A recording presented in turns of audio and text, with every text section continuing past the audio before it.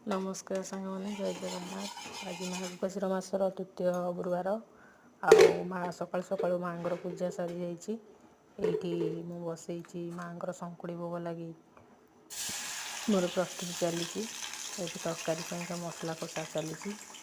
Out gas रे बसई देती मुग डाली पका माने पकईकी अरुआ ये खेचुड़ी करने खेचुड़ी मोर फुटी आसलानी अल्प समय भितर खेचुड़ी हो एपटे मते परिवा काटिकी मु पूरा रेडी करके रखी परिवा कषा कषी हो तरकारी डालीटा जेहेतु मु कषिकी करी से सीझा करके रखी आउटे चाउल बाटिकी रखी चितौ पिठा करिया लगी।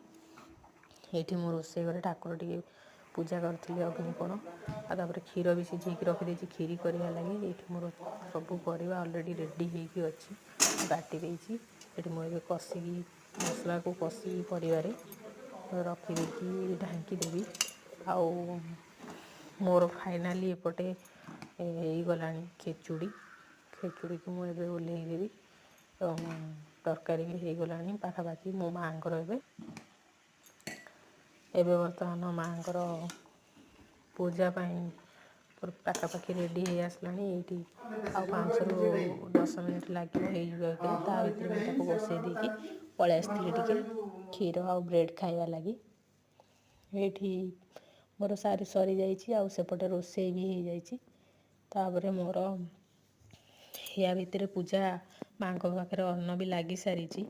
आईटी आम नहीं आसीचु अन्न प्रसाद जोटा आपण मैंने देखुंट ये खीरी रही साधा तरकारी रही मंडा पिठा रही चितौ पिठा रही खेचुड़ी रही तरकारी एतिकी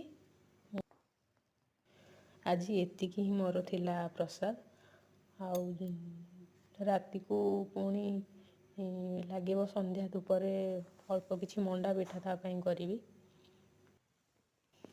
एबे संकुड़ी भोग मोर शेष हो जाइए। आमे बर्तमान ये प्रसाद को पाइबू एवं तापरे चलतु माँ को टे दर्शन कर दूसरी आपण मानू। ये माँ मोर बसी पूजा पाँच आम घरे माँ पूजाटा आज मत बहुत शांति मुझे आपण मैंने देखिपे माँ सुंदर मूर्ति आईटी मो प्रसाद सेवन पाई बसी पड़ी प्रसाद सेवन कली। एतिक रोची जय जगन्नाथ।